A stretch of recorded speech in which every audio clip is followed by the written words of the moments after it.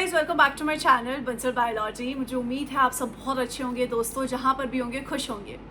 आज का जो वीडियो है इसमें मैं आप लोगों के साथ बातचीत करने वाली हूँ रिगार्डिंग योर दिसंबर अटेम्प्ट। बहुत सारे स्टूडेंट्स ने अभी एमएससी अपनी कंप्लीट करी होगी या एमएससी के दौरान होंगे और दिसंबर का अटेम्प्ट देने की सोच रहे होंगे।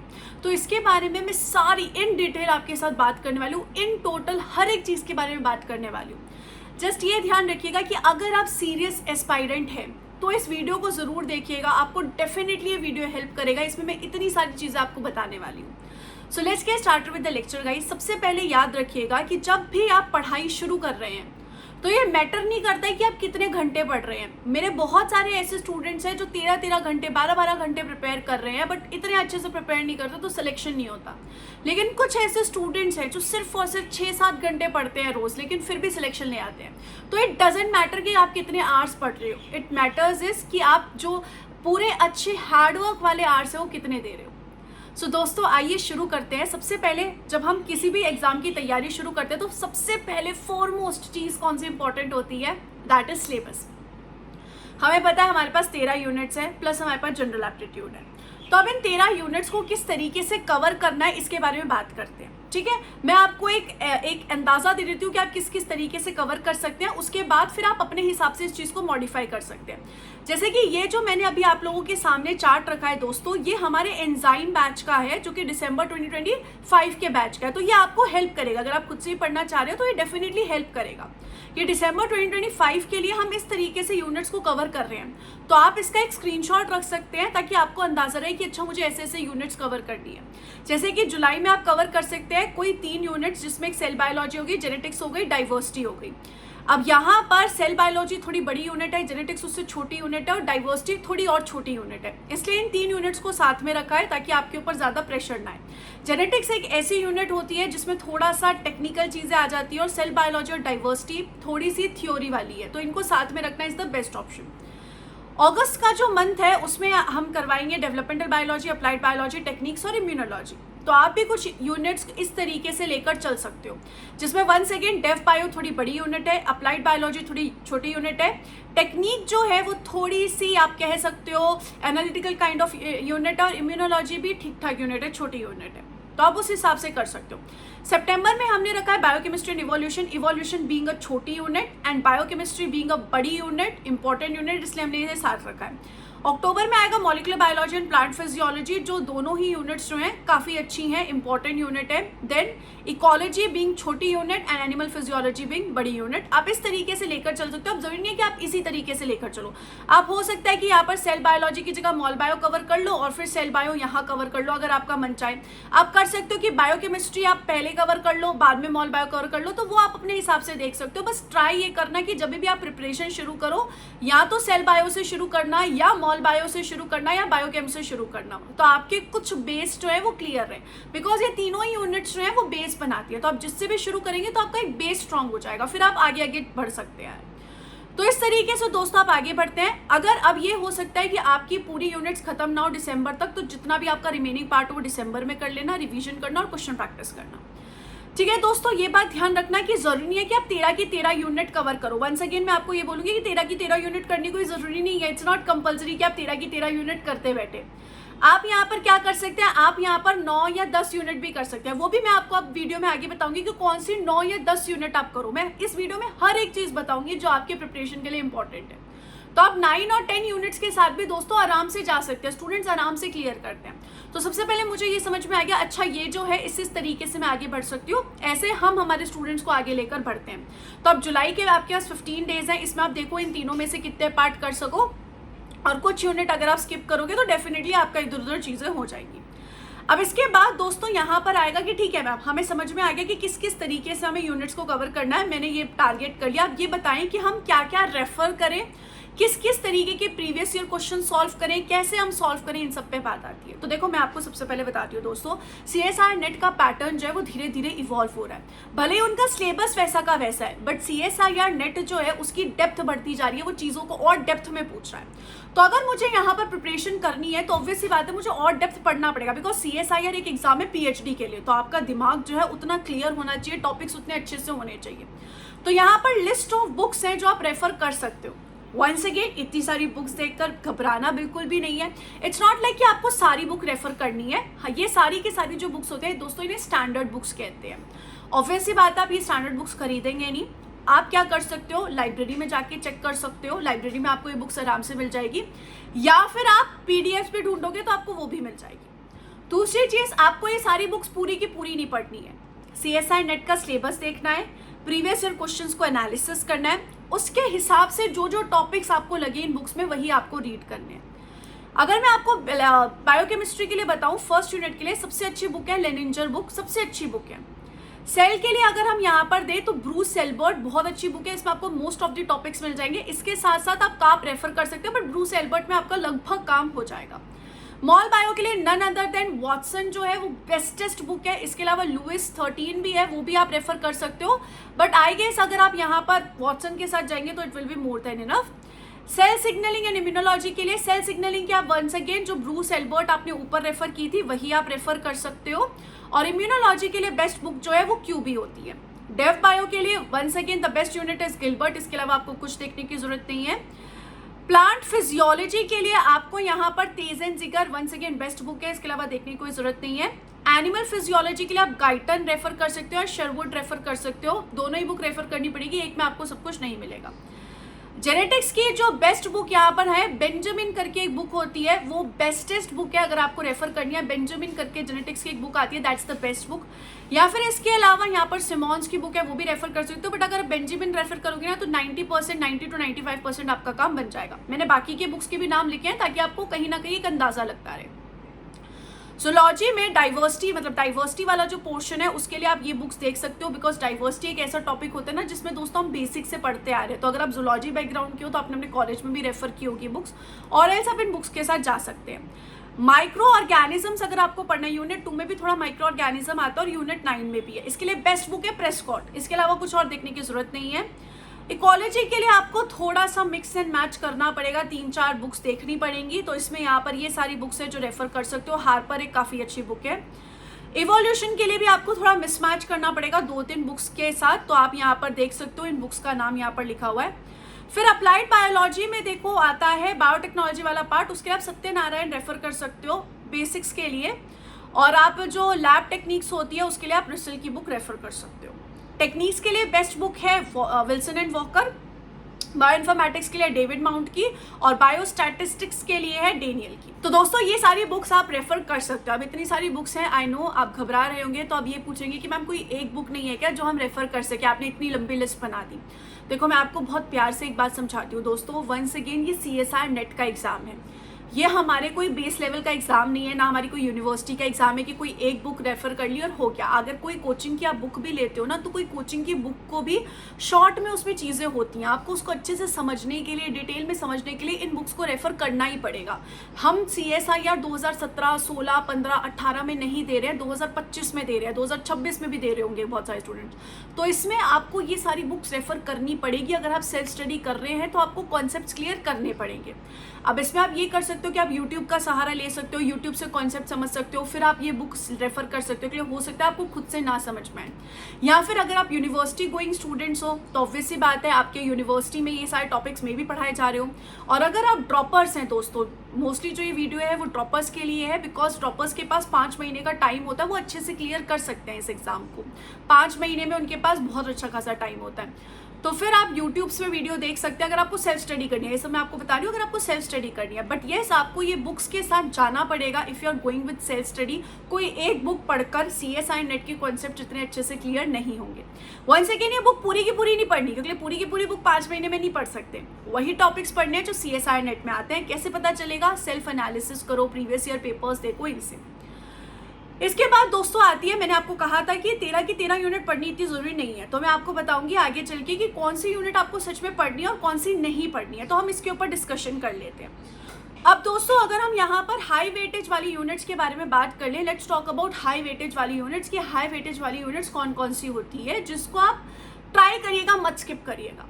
इसमें आती है दोस्तों unit number 1 biochemistry, 2 cell biology, 3 molecular biology. 4th unit में ना सेल बायोलॉजी वाला पार्ट होता है, सेल कम्युनिकेशन सिग्नलिंग वो वाला, dev bio, plant physiology, genetics unit 8, ecology unit 10, evolution unit 11 and techniques. ये सारी यूनिट्स आप ट्राई करिएगा, करके जाइएगा। अब देखो यूनिट्स में ना ज़्यादा फर्क नहीं होता है, क्वेश्चंस में थोड़ा बहुत फर्क होता है, लेकिन ये सारी यूनिट्स मैं आपको क्यों सजेस्ट कर रही हूँ, आप इसका रीज़न समझिए। सबसे पहले इनमें से कुछ ऐसी यूनिट्स है जो आपका बेस बनाएंगी, जो आपके कॉन्सेप्ट्स को क्लियर करेंगी। जैसे कि यूनिट 1, 2 एंड 3 ये आपके कॉन्सेप्ट्स को क्लियर करेंगी। सेल सिग्नलिंग 1 सेकेंड आपके कॉन्सेप्ट्स को क्लियर करेगा। तो ये यूनिट्स तो ट्राई करो कि करो ही करो। डेफ बायो प्लांट फिजियोलॉजी एक ऐसी यूनिट है जो थोड़ी ईजियन है, आप उन्हें समझोगे तो आपको बस याद करना है उन चीज़ों को। अगर आप याद कर लोगे तो क्वेश्चंस बहुत डायरेक्ट आते हैं, क्वेश्चंस बहुत घुमा फिरा के नहीं आते, तो इसलिए ये ईजी हो जाते हैं। बिकॉज अगर आपके दिमाग में सारी चीज़ें हैं तो फिर क्वेश्चन करना आसान हो जाता है। इनहेरिटेंस बायोलॉजी, जेनेटिक्स बीइंग्स की अगर आपको जेनेटिक्स के कॉन्सेप्ट्स क्लियर हो रहे हैं, अगर आप समझ पा रहे हैं कॉन्सेप्ट्स को, तो 1 सेकेंड क्वेश्चन सॉल्व करना थोड़ा सा सही हो जाएगा। अगर आप प्रैक्टिस वगैरह करोगे तो it will be easy. Ecology and evolution इसलिए क्योंकि इनसे कुछ क्वेश्चंस आते हैं जो बिल्कुल इजी आते हैं, बिल्कुल इजी, आप डायरेक्ट सॉल्व कर सकते हो। हाँ, कुछ क्वेश्चंस इनमें से ऐसे आएंगे जो CSIR out of the syllabus कहीं से भी पूछ लेता है। इकोलॉजी क्या है, एनवायरमेंट के बारे में, तो उसमें कभी कभी ऐसा हो जाता है कि कुछ भी क्वेश्चन आ गया, बट फिर भी आपको ज़्यादातर क्वेश्चंस आप सॉल्व कर पाओगे। मेथड्स इन बायोलॉजी, टेक्निक्स जो है वो भी एक ऐसी यूनिट है जिसको हर एक के साथ मिक्सचर करके दे देते हैं। मतलब टेक्निक्स आप समझ लो आलू है, इस आलू को हर एक रोटी के साथ, हर एक चीज़ के साथ आप डाल के खाओगे, तो CSIR इसको हर एक चीज़ के साथ मिला के दे देता है, तो आपको ज़रूर पढ़ना है। अब इसमें एक और चीज़ भी आती है दोस्तों, स्टूडेंट्स मुझे क्या कहते हैं, स्टूडेंट्स मुझे कहते हैं कि मैम 4-5 यूनिट्स करके भी तो एग्जाम क्लियर किया जा सकता है। रीजन बीइंग 4-5 यूनिट से भी इनफ नंबर ऑफ क्वेश्चंस आते हैं कि आप उसमें 120 मार्क्स स्कोर कर पाए। फाइनली आपको 120 मार्क्स का टारगेट रखना होता है। CSIR के पेपर में 5-6 यूनिट से इतने क्वेश्चन हो जाते हैं कि वो 120 मार्क्स, आप उतना पेपर 120 मार्क्स में, मतलब 5 यूनिट्स में इतने क्वेश्चंस होते हैं CSIR के पेपर में कि अप्रॉक्सीमेटली वो 120 मार्क्स के आसपास होता है दोस्तों। बट इसमें दिक्कत पता है क्या आती है, आप कभी भी अपने आप से ये एक्सपेक्ट नहीं कर सकते कि आपने कोई यूनिट पढ़ी है तो आप 100% उसके जवाब दे पाएंगे। आपको नहीं पता CSIR कहाँ गूगली फेंकेगा, आपको नहीं पता आप कहाँ कॉन्सेप्ट को एग्जाम में जाके भूल जाओगे। क्योंकि आप इतनी सारी चीज़ें पढ़ोगे दोस्तों, तो ऑब्वियस सी बात है कुछ ना कुछ तो भूल जाओगे ना। तो अगर आप कुछ ना कुछ भूल जाओगे तो आपको यहाँ पर अच्छे से पढ़ना पड़ेगा। तो एटलीस्ट ट्राई करो, एटलीस्ट 9 यूनिट्स तो ट्राई करो ही करो। उसके ऊपर आपको जितना जाना है उतना जाइए, बट 9 यूनिट्स ट्राई करो। कभी भी 4-5 यूनिट्स के साथ मत जाओ। एज लॉन्ग एज आप बहुत ही अच्छे तोपो, आपको बहुत अच्छे से वो 4-5 यूनिट्स आती है। बट अगर आप अपनी प्रिपरेशन अभी शुरू कर रहे हो तो आई विल सजेस्ट 9 यूनिट्स के साथ जाओ। रिस्क मत लो, बिकॉज फिर से 6 मंथ्स प्रिपेयर करना पड़ेगा। इट्स बेटर 9 यूनिट्स करो, अच्छे से करो। 4-5 यूनिट वाली गलती मत ट्राई करो जाने की। इसके अलावा अगर हम यहाँ पर देखिए, कुछ ऐसे यूनिट्स हैं जो आप चाहें तो स्किप कर सकते हैं। जैसे कि एनिमल फिजियोलॉजी जो है बहुत बड़ी यूनिट है, बहुत सारी चीज़ें होती हैं, क्वेश्चंस आते हैं, बट वंस अगेन सारे क्वेश्चंस थोड़ा सॉल्व करना मुश्किल हो जाता है। हाँ, एनिमल फिजियोलॉजी में अगर आप चाहें तो एंडोक्राइन सिस्टम कर सकते हैं। इसमें से क्वेश्चंस आ ही जाते हैं, हर बार आते हैं और थोड़ा ईजी होता है। इसके अलावा अगर आप चाहें तो सर्कुलेटरी सिस्टम के साथ भी जा सकते हैं। You can go with circulatory system also if you want to. 9th unit diversity आप स्किप कर सकते हैं, बिकॉज डाइवर्सिटी में ना बहुत सारी चीज़ें रटनी पड़ती है, याद करना पड़ता है, तो मुश्किल हो जाता है। अप्लाइड बायोलॉजी से कम नंबर ऑफ क्वेश्चंस आते हैं। ज़्यादा से ज़्यादा इसमें करना तो एग्रोबैक्टीरियम वाला हिस्सा कर लेना, क्योंकि इसमें से क्वेश्चंस अच्छे खासे आ जाते हैं। इम्यूनोलॉजी वाला टॉपिक एक ऐसा टॉपिक है जिसमें से क्वेश्चंस कम आते हैं। यूनिट 4 का पोर्शन है। यूनिट 4 ना दोस्तों 2 हिस्सों में डिवाइड होती है, सेल वाला हिस्सा और इम्यूनोलॉजी वाला हिस्सा। तो इम्यूनोलॉजी वाला जो हिस्सा है ना, उसमें आप उसको छोड़ सकते हो। If you want you can skip that. तो आप इन सारी यूनिट्स को या टॉपिक्स को चाहें तो आप छोड़ सकते हैं। इसमें भी मैंने आपको इंपॉर्टेंट टॉपिक्स बता दिए, बिकॉज इनमें से या तो फ्यूअर क्वेश्चंस आते हैं, कॉन्सेप्ट्स कम होते हैं, या फिर रटना ज़्यादा होता है, या फिर आप इसको याद रखना थोड़ा मुश्किल होता है। तो what ever the reason is, ये यूनिट्स आप स्किप कर सकते हैं और ये सारी यूनिट्स आप कोशिश करिएगा कि करके जाइएगा। उसमें यहाँ पर मैंने आपको रीजंस भी लिखे हैं कि क्यों ये इंपॉर्टेंट है, और आप यहाँ पर कुछ कुछ इंपॉर्टेंट टॉपिक भी हर यूनिट के देख सकते हैं। ये भी मैंने मेंशन कर रखा है। जैसे बायोकेमिस्ट्री का एंजाइम काइनेटिक्स इंपॉर्टेंट है, प्रोटीन का स्ट्रक्चर इंपॉर्टेंट है, मेटाबॉलिज्म इंपॉर्टेंट है। सेल बायोलॉजी से टारगेटिंग इंपॉर्टेंट है, प्रोटीन टारगेटिंग, सेल साइकिल की रेगुलेशन, ऑर्गेनल्स के फंक्शन, फंडामेंटल प्रोसेसेस से replication, transcription, translation, splicing, and उसके अलावा एक और टॉपिक होता है जिसे हम कहते हैं रिपेयर सिस्टम। इसमें से क्वेश्चंस काफ़ी देखते हैं। वैसे तो इसने पूरा मॉलिक्यूलर बायोलॉजी कवर कर दिया, बट स्टिल सेल सिग्नलिंग से जीपीसीआर से काफ़ी क्वेश्चंस आ जाते हैं। डेफ बायो से एनिमल्स जैसे ड्रोसोफिला वगैरह, फ्रॉग्स वगैरह इनमें से आते हैं। मॉर्फोजन से आ जाते हैं, स्टेम सेल से आ जाते हैं। प्लांट फिजियोलॉजी से फोटोसिंथेसिस, फोटो रेस्पिरेशन, हार्मोन और ट्रांसपोर्ट काफ़ी इंपॉर्टेंट है। इनहेरिटेंस बायोलॉजी से epistasis, gene mapping, pedigree, recombination. ऐसे ही आप इकोलॉजी से, इवोल्यूशन से और मेथड्स इन बायोलॉजी से देख सकते हो कि ये टॉपिक्स तो बहुत इंपॉर्टेंट है। अब मैं ये नहीं कह रही कि ये सिर्फ ये इतना ही करके चले जाओ हो जाएगा, ये कुछ नहीं कह रही मैं बोल रही हूँ कि आप ये यूनिट्स करके ही जाओ, बिल्कुल करके जाओ, ट्राई करो जितना ज़्यादा हो सके इन यूनिट्स को पढ़ के जाओ। तो ये सारे दोस्तों के इसकी बात हो गई, ये सारी बातें हो गई यूनिट्स की। अब आपको ये समझ में आ गया कि आपको कितनी यूनिट्स पढ़ के जानी है और कितनी यूनिट्स आप स्किप कर सकते हो। इसके बाद जो नेक्स्ट चीज़ आती है दोस्तों की, ठीक है अब हमने पढ़ लिया, अब प्रश्न आता है क्वेश्चन प्रैक्टिस का। क्योंकि आपने एक बार पढ़ लिया, आप नोट्स बनाओगे, अब उसके बाद रिवाइज करोगे। रिवाइज आपको अपने नोट्स से करना है। अब आता है क्वेश्चन प्रैक्टिस में। हम क्वेश्चन प्रैक्टिस कहाँ से करें? तो देखो, क्वेश्चन प्रैक्टिस में दो चीज़ें होती है। एक होता है प्रीवियस ईयर क्वेश्चंस जो आपको डेफिनेटली करनी है, सारे प्रीवियस ईयर क्वेश्चन। एक होता है कि न्यू एमसीक्यू क्वेश्चंस, कि आप प्रैक्टिस क्वेश्चंस कर रहे हो। अब पीवाईक्यू आपको कहाँ से मिल जाएंगे दोस्तों? पीवाईक्यू आपको सीएसआईआर की वेबसाइट से मिल जाएंगे। आप गूगल पे डालोगे, आराम से आपको सीएसआईआर के प्रीवियस ईयर पेपर्स मिल जाएंगे। न्यू एमसीक्यूज आपको यहाँ पर कहाँ से मिल जाएंगे? अगर आप यूट्यूब पे डालोगे तो बहुत सारी जगह प्रैक्टिस सेशंस अपलोडेड होते हैं। गूगल पे भी सर्च करोगे तो आपको बहुत सारी जगह पे मिल जाएंगे एमसीक्यूज क्वेश्चन। वंस अगेन दोस्तों, मैं ये सारी बातें कह रही हूँ जब आप सेल्फ स्टडी कर रहे हो। मैं ये मान ही नहीं रही कि आप कहीं पे भी ज्वाइन कर रहे हो। मैं बोल रही हूँ कि आप पूरी तरीके से सेल्फ स्टडी कर रहे हो, तभी मैं आपको ये सारी चीज़ें बता रही हूँ। क्योंकि अगर आप बंसल बायोलॉजी के साथ जुड़ोगे तो वहाँ पर आपको सब मिलेगा। वहाँ पे आपको प्रीवियस ईयर क्वेश्चन भी मिल जाएंगे, एमसीक्यूज भी मिल जाएंगे, सब कुछ मिलेगा आपको वहाँ पर बुक भी मिलेगी, सब कुछ मिलेगा आपको। वहाँ पे जो बुक है उसके जो प्रीवियस ईयर क्वेश्चंस है वो भी आपको अपने कोर्स में मिलेंगे। You will get everything. So I am not talking about कि आप ज्वाइन करो, आई एम टॉकिंग अबाउट कि आप खुद से पढ़ रहे हो, तब आपको क्या क्या करना है। अब इस कंडीशन में अगर हम जाएं दोस्तों, जैसे कि मैंने कहा, आप 2-3 यूनिट साथ में लेकर चलोगे। फॉर एग्जाम्पल मैं आपको समझ लेती हूँ कि आप सेल बायो पढ़ रहे हो अभी, आप जेनेटिक्स पढ़ रहे हो अभी, और आप यहाँ पर डाइवर्सिटी पढ़ रहे हो। डाइवर्सिटी मैंने इस पेज पे नहीं लिखी क्योंकि वो मोस्ट इंपॉर्टेंट यूनिट में नहीं है। तो फॉर एग्जाम्पल आप सेल बायो और जेनेटिक्स पढ़ रहे हो, तो अब आपको सेल बायो और जेनेटिक्स पढ़ने में लगभग आपको लग जाएंगे 2 से 3 हफ्तों तो आपको लगेंगे। ये मैं मिनिमम मान के चल रही हूँ। सेल्फ स्टडी में टाइम ज़्यादा भी लग सकता है। अगर आप कहीं पे ज्वाइन करते हो कोचिंग में तो फिर आप जल्दी पढ़ लेते हो। तो अब आपको क्या करना है? आपको ट्राई करना है एटलीस्ट वीक में आप 2 घंटे तो क्वेश्चन करें ही करें। ये मैं मिनिमम टाइम बता रही हूँ, आप इसको बढ़ा सकते हो, वो डिपेंड करता है आपके पास कितना समय। ऐसे ही जेनेटिक्स क्या, वीक में एटलीस्ट 2 आवर्स तो क्वेश्चन सॉल्विंग करेंगे ही करेंगे। इसमें आप वीक में ट्राई करेंगे 30 के आसपास सेल बायो के क्वेश्चन सॉल्व करने, 35 के आसपास जेनेटिक्स के क्वेश्चन सॉल्व करने, previous year question. Once again this is the minimum number. इसके ऊपर आप जितना जा सकते हो उतना जाइए। न्यू एमसीक्यू भी आप 20 के आसपास सेल बायोलॉजी के करें, 15 के आसपास जेनेटिक्स के करें, ये मिनिमम नंबर है। इसके ऊपर आप जितना जाएं उतना जा सकते हैं, उसमें कोई लिमिट नहीं है। This is the minimum number.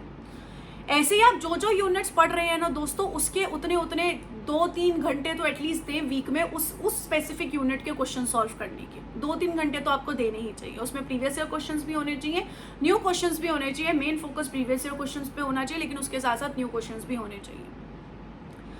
अब प्रीवियस ईयर क्वेश्चन सॉल्व कैसे करने हैं? प्रीवियस ईयर क्वेश्चन सॉल्व इस तरीके से करने हैं दोस्तों कि आप एक पेपर लें, उस पर 1, 2, 3, 4, 5, 6 नंबर डाल लें और फिर देखिए कि आपके कितने क्वेश्चन सही हो रहे हैं, कितने क्वेश्चन गलत हो रहे हैं, ताकि आपको एक परसेंटेज मिले कि आपके 80% क्वेश्चन सही हो रहे हैं, 70% हो रहे हैं, 90% हो रहे हैं। यू शुड गेट अ अंदाज़ा, आपको एक फीलिंग आई चाहिए, अंदाज़ा आना चाहिए। ये भी बहुत ज़्यादा इंपॉर्टेंट है। सिर्फ क्वेश्चन सॉल्व नहीं करना, उसका एनालिसिस भी करना है, ताकि आपको आइडिया है कि आपने जो चीज़ें पढ़ी हैं वो सही तो पढ़ी हैं ना, कुछ गड़बड़ तो नहीं करी। अगर आपको लग रहा है आपको वो टॉपिक में बहुत ज़्यादा क्वेश्चंस गलत हो रहे हैं तो फिर उसका रिवीजन करें। तो क्वेश्चन प्रैक्टिस पे आपको बहुत फोकस करना है। ये वो वाली यूनिट्स है जो लो प्रायोरिटी यूनिट है, अगर आप उनको फोकस कर रहे हैं तो उनमें आप इतने नंबर ऑफ क्वेश्चंस जो है वो देख सकते हैं। ठीक है, I will be mainly focusing on जो हाई वेटेज वाली यूनिट है, जो आपको पढ़नी ही पढ़नी चाहिए, उनका ये नंबर है। तो मिनिमम इतने क्वेश्चन सॉल्व करना ही करना। ठीक है दोस्तों, अब कैसा होगा अगर आप बंसल बायोलॉजी पे ज्वाइन करते हो? तो बंसल बायोलॉजी पे क्या होता है ना, बंसल बायोलॉजी पे टेस्ट के फॉर्म में आपको सारे क्वेश्चंस दिए जाते हैं, प्रीवियस ईयर क्वेश्चन और एमसीक्यू क्वेश्चन। तो वहां पर आप क्लिक करते हो ना, तो आपको पता चलता है आपके कितने क्वेश्चन सही हुए, कितने गलत हुए। लेकिन अगर आप खुद से प्रिपेयर कर रहे हो तो आप प्रिंट आउट निकाल लीजिए या कंप्यूटर में खोल लीजिए और एक पेपर में क्वेश्चन नंबर लिख लीजिए और फिर उसे टिक रॉन्ग करते चलिए। तो आप इस तरीके से खुद से ये प्रैक्टिस भी कर सकते हो। ठीक है दोस्तों, इसके बाद यहाँ पर आती है मॉक टेस्ट की बात। मॉक टेस्ट से पहले मैं आपके 2-3 पॉइंटर्स और ऐड कर देती हूँ दोस्तों। तो सबसे पहले आपका ये फोकस होना चाहिए कि आपको सिलेबस कंप्लीशन करना है। फिर उसके बाद 2 चीज़ों पे ध्यान देना है। सिलेबस कंप्लीशन ही सिर्फ इंपॉर्टेंट नहीं है, रिवीजन और PYQ plus new question solve करना ज़रूरी है। रिवीजन बहुत ज़्यादा ज़रूरी है क्योंकि CSIR में जो सिलेक्शन है वो रिवीजन दिलाता है। आप एक कोशिश करिएगा कि कोई भी एक यूनिट जो है उसका एटलीस्ट आप 6 से 7 बार तो रिवीजन कर ही लें, from the first time of reading to the examination. 6 से 7 बार तो मिनिमम है कि आप उस यूनिट को रिवाइज कर ही कर लें, दैट्स द मिनिमम। फिर अब हम यहाँ पर चलते हैं मॉक टेस्ट पे। मॉक टेस्ट आपको कब देने हैं? लास्ट 2 मंथ्स में देने हैं। अब इसमें सबसे पहले क्या होगा दोस्तों, सबसे पहले तो आप प्रीवियस ईयर क्वेश्चंस को ही सॉल्व करोगे। आप यहाँ पर इसमें क्या करोगे, जो प्रीवियस ईयर पेपर है ना उसमें से ट्राई करना कि 1 से 2 प्रीवियस ईयर पेपर को टच मत करना, उनके क्वेश्चन सॉल्व मत करना, उन्हें ऐसे के ऐसे रखना। फिर जब लास्ट 2 मंथ्स रहेंगे ना उनको सॉल्व करना एक अलार्म लगा के, 3 घंटे की अलार्म लगा के। देखना कितने मार्क्स बन रहे हैं, क्योंकि प्रीवियस ईयर पेपर जो आपको अंदाजा दे सकते हैं वो कोई और नहीं दे सकता। फिर आप मॉक टेस्ट देने शुरू करना। 6 से 8 हफ्ते पहले आपने 1 से 2 मॉक टेस्ट दे दिए, 3 से 5 हफ्ते पहले आपने 2 मॉक टेस्ट दे दिए, 2 से 3 हफ्ते पहले आपने 3 मॉक टेस्ट दे दिए। ये सारे मॉक टेस्ट हैं, इसमें आप भले ही मॉक्स की जगह PYQ भी लगा सकते हो, जो प्रीवियस ईयर पेपर पूरा आपने जो नहीं देखा है वो। और कुछ मॉक टेस्ट लगाने जरूरी है, कुछ प्रीवियस ईयर पेपर्स लगाने जरूरी है। तो आप यहाँ पर कब से शुरू कर सकते हो, वो जब आपने जितनी भी यूनिट्स सोची थी उसका लगभग 70 to 80% ऑफ द यूनिट्स आपने कवर कर लियो, तब आप मॉक टेस्ट लगाना शुरू कर देना।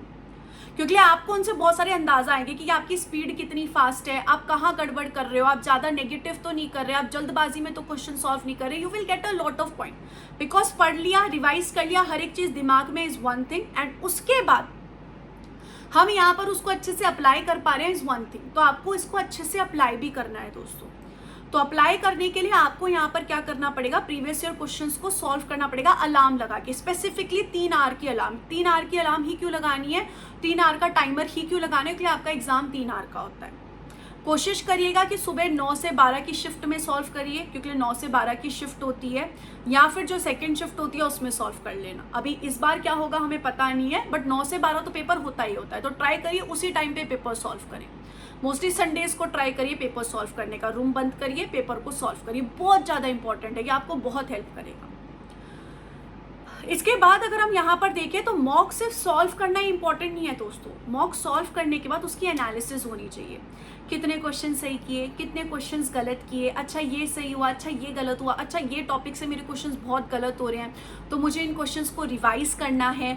मुझे यहाँ पर कुछ भी गड़बड़ हो गई तो हो सकता है आप मिस्टेक बुक बना लीजिए, जो जो गड़बड़ हो रही है उसे लिख लीजिए। आप ये देखिए जो आपने क्वेश्चन सही किए, अच्छा ठीक है वो टॉपिक सही है, जो नहीं सही है तो क्यों है, कौन से क्वेश्चन आपने गेस किए, कौन से क्वेश्चन आपने छोड़ दिए, क्यों छोड़ दिए, टाइम प्रेशर क्या था, सिली मिस्टेक क्या थी। हर एक चीज को एनालिसिस करिए। मॉक टेस्ट करके छोड़ना नहीं है। एक बार मॉक टेस्ट दे दिया 3 घंटे, फिर 1-2 घंटे फ्रेश हो, कुछ मत करो, फिर मॉक टेस्ट का एनालिसिस करो। बोनस टिप्स मैं आपको वही दूंगी कि 9 से 12 के बीच में पेपर सॉल्व करो, और नो ब्रेक्स, कोई ब्रेक मत लो। ऑफलाइन और ऑनलाइन इंटरफेस में ट्राई करो। अब मैं इसमें स्पेशली आपको बोलूँगी कि ऑनलाइन इंटरफेस में ट्राई करो, क्योंकि आपका पेपर ऑनलाइन होता है। बट वंस अगेन अगर आपको कहीं पे भी कुछ भी ज्वाइन नहीं करना, खुद से पढ़ना है, तो फिर उस कंडीशन में आप पेपर को ले लो, सेल्फ पेपर को ले लो और टिक लगा लो। और अगर आपको कहीं पे ज्वाइन करना है जैसे बंसल बायोलॉजी पे, तो आपको पूरा CSR का पोर्टल जैसा मिलता है टेस्ट में, तो आप वहाँ पे वैसे सॉल्व कर सकते हो। आप पूरा पेपर दो, ऑनलाइन मॉक्स दो, ट्राई करो, नहीं तो खुद से आप दे सकते हो। फिर डू नॉट टेक मॉक्स की बस हाँ यार मुझे फिनिश करना है, इस तरीके से मत लो, मुझे अच्छे से फिनिश करना है, इस तरीके से मॉक्स को लो। नेक्स्ट यहाँ पर दोस्तों मैं आपको टिप्स बता रही हूँ कुछ कुछ जो बहुत ज़्यादा ज़रूरी है। पहली चीज़, शॉर्ट नोट्स बनाओ। ऐसे नहीं है कि आप बुक को पूरा का पूरा छाप रहे हो, आपने नोट्स बना रहे हो तो बिल्कुल शॉर्ट रखो, कंसाइज रखो, उसमें फ्लो चार्ट्स बनाओ, डायग्राम्स बनाओ, डिफरेंट कलर्स यूज़ करो, हाईलाइट करो चीज़ों को। वंस अगेन मैंने आपको कहा कि वीकली रिवीजन साइकिल ज़रूर रखो। आप एक संडे को रिवीजन और क्वेश्चन प्रैक्टिस के लिए रखो। संडे को सोचो कि मैं रिवीजन करूँगा, क्वेश्चन प्रैक्टिस करूँगा बहुत ज़्यादा, उस दिन तो मेरा वही वाला दिन है। बाकी ट्राई करो आज आपने जो भी पढ़ा है वो आप कल रिवाइज करें, फिर आज और कल आपने जो भी पढ़ा है वो आप परसों रिवाइज करें। जो भी यूनिट चल रही है उसका आप रोज रोज रिवाइज करें। एक बार आपकी वो यूनिट खत्म हो गई, फिर आप उसे ट्राई करें 1 से 2 हफ्तों के बाद आप उसे कंटिन्यूसली रिवाइज करते चले। 1 से 2 हफ्तों में रिवाइज किया, फिर 1 से 2 हफ्तों में रिवाइज किया। 6 से 7 घंटे ट्राई करें पढ़ने की, जिसमें 4 घंटे आपने न्यू कॉन्सेप्ट पढ़ लिया, 1 घंटा आपने PYQ MCQs को दे दिया, 1 घंटे आपने नोट्स बना लिए, 30 मिनट आपने कोई वीक टॉपिक, मिस्टेकन टॉपिक देख लिया। जैसे आप PYQ सॉल्व किए तो आपको पता चल गया आपके वीक टॉपिक क्या है, तो PYQ आपको इसमें हेल्प करता है। अब ये टाइम ऐसा नहीं कि 6 से 7 घंटे बोला है तो यही हो सकता है, आप कम भी कर सकते हो, ज़्यादा भी कर सकते हो, वो आपके ऊपर है। PYQ बिल्कुल ही नॉन नेगोशिएबल है, वो करना ही है। हाँ, आप स्टूडेंट्स ना ये भी गलती करते हैं कि ना न्यू चीज़ें पढ़ते रहते हैं, बस न्यू चीज़ें पढ़नी है, न्यू चीज़ें पढ़नी है, न्यू चीज़ें पढ़नी है। भाई न्यू चीज़ें पढ़ने से अच्छा है रिवाइज करो, क्वेश्चन प्रैक्टिस करो। नया पढ़कर सिलेक्शन नहीं होगा, जितना पढ़ना है उतने से क्वेश्चन सिलेक्शन होगा। तो जितना सफिशिएंट है पढ़ना उतना पढ़ो और सिलेक्शन लो। एक नोटबुक बनाने की कोशिश करो जिसमें आप अपनी हैंड राइटिंग से चीज़ें लिखें, बिकॉज वो डेफिनेटली हेल्प करता है। एक्टिव रिकॉल करो, सिर्फ रीड मत करते रहो। बहुत सारी बार स्टूडेंट्स बोलते हैं कि मैम हम रीड कर रहे हैं पर चीज़ें याद नहीं हो रही। अरे रीड करने के बाद मन में बोलो कि अच्छा हमने ये पढ़ा था कि सेल सिग्नलिंग में लाइगेंड आता है, फिर वो रिसेप्टर से बाइंड करता है, फिर वो G-अल्फा को एक्टिवेट करता है। ऐसे मन में रिवाइज करो, या अपनी मम्मी को बिठा लो, भाई को बिठा लो, बोलो बैठो मेरे साथ, मेरा सुनो। Start with strong unit. अब आपको जो यूनिट स्ट्रॉन्ग लग रही है ना उसके साथ भी स्टार्ट कर सकते हो। जैसे मैंने आपको कहा सेल बायो से स्टार्ट करो, आपको कोई और यूनिट स्ट्रॉन्ग लगती है आप उसके साथ भी स्टार्ट कर सकते हो। टॉपर्स का जो माइंडसेट होता है वो भी मैं आपको बताती हूँ, क्योंकि मैंने बहुत सारे स्टूडेंट्स को पढ़ाया है। AIR 1 से लेकर AIR 10, 20, 30 हर एक स्टूडेंट को मैंने पढ़ाया है। उनका ये होता है कि उनको सब कुछ नहीं पढ़ना, they don't want to study everything, they want to study the most important topics and उसी टॉपिक को बार बार रिवाइज करना है। That's the tougher part. नया पढ़ना is not a tougher part. Tougher part is आपने जो पढ़ रखा है उसे ही बार बार रिवाइज करना, क्योंकि आप उसमें बोर होते हो। मिथबस्टर्स यही है कि देखो 10 घंटे पढ़ना जरूरी नहीं है और 13 के 13 घंटे 13 की 13 यूनिट कवर करना जरूरी नहीं है। वही ज़रूरी है जितना आप सिलेक्शन के लिए कर सको। तो द सिलेक्शन इज 8 से 9 यूनिट पढ़ो, 9 यूनिट्स पढ़ो, लेकिन अच्छे से पढ़ो, जितना पढ़ा है उसको रिवाइज करो। अब दोस्तों ये सारी बातें हो सकता है कि आपको लग रहा हो कि मैम ओ माय गॉड ये तो बहुत सारी चीज़ें, ये सारी चीज़ें 5 महीने में कैसे होगी। हो सकती है दोस्तों, डेडिकेशन चाहिए। हाँ, बट अगर आप ऐसा सोच रहे हो कि आप बिल्कुल जीरो से प्रिपेयर कर रहे हो, आपको कुछ भी नहीं पता है, तो बहुत डिफिकल्टी आएगी। तो 5 महीनों में क्रैक करना मुश्किल होगा, बहुत दिमाग को प्रॉब्लम भी आएगी आपको, आप बहुत स्लो भी हो सकते हो। तो इस कंडीशन में मैं मेरे एंड से आपको सजेस्ट कर सकती हूँ कि आप हमारा एंजाइम बैच के साथ जुड़ सकते हो दोस्तों, जो दिसंबर 2025 के लिए, जिसमें आपको सब कुछ मिल रहा है। आपको टॉपिक वाइज PYQ मिल रहे हैं पूरे टेस्ट के फॉर्म में, जिसमें आप सारी एनालिसिस कर सको। आपको रेगुलर क्लासेस मिल रही हैं, आपको रेगुलर रिकॉर्डेड क्लासेस भी मिल रही है, लाइव क्लासेस रिकॉर्डेड फॉर्म में सेव होती है। आपको पूरी टेस्ट सीरीज भी मिल रही है, आपको वीडियो प्रैक्टिस सेशंस भी मिल रहे हैं, वीडियो में जो प्रैक्टिस सेशंस हैं वो भी आपको मिल रहे हैं। सो आपको हर एक चीज़ मिल रही है। आपको लाइव क्लास भी मिलेगी, आपको लाइव क्लास में रिवीजन का ऑप्शन भी मिलेगा। मैं आपको रिवाइज भी करवाती हूँ चीज़ों को, आपसे क्वेश्चंस भी पूछती हूँ, आपसे इंटरेक्ट भी करती हूँ, आपसे क्लास में कॉल पे भी बात करती हूँ, आपसे क्लास में मैं चैट पे भी बात करती हूँ। तो आपको इसमें सब कुछ मिलेगा ना, आपको इसमें कोई और बुक पढ़ने की जरूरत पड़ेगी। जो मैंने इतनी सारी बुक्स के नाम लिखे वो आपको नहीं पढ़ने पड़ेंगे। आपको इस कोर्स के अलावा कोई और चीज़ परचेज नहीं करनी पड़ेगी, क्योंकि इस कोर्स में सब कुछ मिलेगा। आपको PYQ मिलेंगे, हर एक चीज़ मिलेगी, तो आपको कुछ और परचेज नहीं करना पड़ेगा। आपको कहीं और माथा नहीं मारना पड़ेगा, ना आपको यूट्यूब पे माथा मारना पड़ेगा, ना आपको किसी बुक के लिए माथा मारना पड़ेगा, आपको कुछ नहीं करना पड़ेगा। This course are more than enough. आपको इस कोर्स के अलावा कहीं और दूसरी जगह एक चीज़ भी देखने की जरूरत नहीं है, ना कोई बुक, ना कोई PYQ, ना कोई टेस्ट सीरीज, कुछ सर्च नहीं करना, प्रैक्टिस क्वेश्चंस इतने सारे दिए जाएंगे, नथिंग। तो अगर आप चाहें दोस्तों एंजाइम बैच पे ज्वाइन कर सकते हैं। हर एक चीज़ जो भी सिलेक्शन के लिए इंपॉर्टेंट है सब इंक्लूडेड है। अगर आप नेक्स्ट ईयर के लिए प्रिपेयर कर रहे हैं तो जून 2026 के लिए जा सकते हैं। अगर आप 3.0 के साथ जा रहे हैं, जिसमें गेट BT, गेट एक्सेल और CSI नेट है, तो इसके साथ भी जा सकते हो। अगर आप 4.0 के साथ जाना चाहते हो तो उसके साथ भी जा सकते हो, जिसमें DBT भी इंक्लूडेड है, गेट एक्सेल, BT और एग्जाम के साथ साथ। अब दोस्तों दिसंबर 2026 के लिए प्रिपेयर कर रहे हो तो उसके लिए भी बैच जो है वो अवेलेबल है। आप यहाँ पर देख सकते हो बहुत सारे, मैंने जैसे कि कहा स्टूडेंट्स टॉपर्स मेरे रह चुके हैं। ये मेरे इस बार के जो फेब 2025 का एग्जाम था उसके टॉपर्स हैं। सो आई होप दोस्तों आपको बहुत सारी गाइडेंस मिलेगी। ठीक है, वंस अगेन मैं आपको कुछ बातें समझा देती हूँ। अगर आप कोई ऐसे स्टूडेंट हो जिसको कुछ भी नहीं पता है CSIR के बारे में, तो इट्स बेटर कि आप कोई कोर्स ज्वाइन कर लो। मैं मेरा कोर्स इसलिए सजेस्ट करूँ बिकॉज आई नो कि मैं क्या पढ़ाती हूँ और किस तरीके से चीज़ें होती है। अगर आपको किसी और का कोर्स लगता है तो आप उसका भी ज्वाइन कर सकते हो, बट डेफिनेटली मैं अपना इसलिए कह रही हूँ क्योंकि आप मेरे साथ जुड़े हुए हैं, आपको मेरा डेफिनेटली समझ में आता होगा और हर एक चीज़ हम प्रोवाइड कर रहे हैं। आपको इसके अलावा कुछ और नहीं करना पड़ेगा, इसमें सब कुछ है, तो आप इसके साथ जा सकते हो। रीजन बीइंग जल्दी आप समझ पाओगे, आपको माथा नहीं मारना, जितना दिया है उतना पढ़ना है, रिवाइज करना है। जो मैंने क्वेश्चन प्रैक्टिस करा दी आपको वो क्वेश्चन प्रैक्टिस करनी है, उसके बाद जो मैं चीज़ें आपको प्रोवाइड कर रही हूँ आपको वो करना है, तो आपके लिए ईजियर हो जाएगा। क्रैक करना बहुत आसान हो जाता है 5 महीने में इस कंडीशन में एग्जाम। अगर आप फिर भी सेल्फ स्टडी करना चाहते हो तो बिल्कुल आप चाहिए, ऑल द वेरी बेस्ट। और अगर आपको कोई डाउट हो दोस्तों तो इस नंबर पे कॉल करके पूछ सकते हैं, team will help you out अगर आपको ऐप से रिलेटेड कुछ भी डाउट्स है। बाकी आप वेबसाइट पे जाके और हमारी ऐप जो है डाउनलोड कर सकते हो। Wish you all the very best guys, thank you so much, take care of yourself, bye.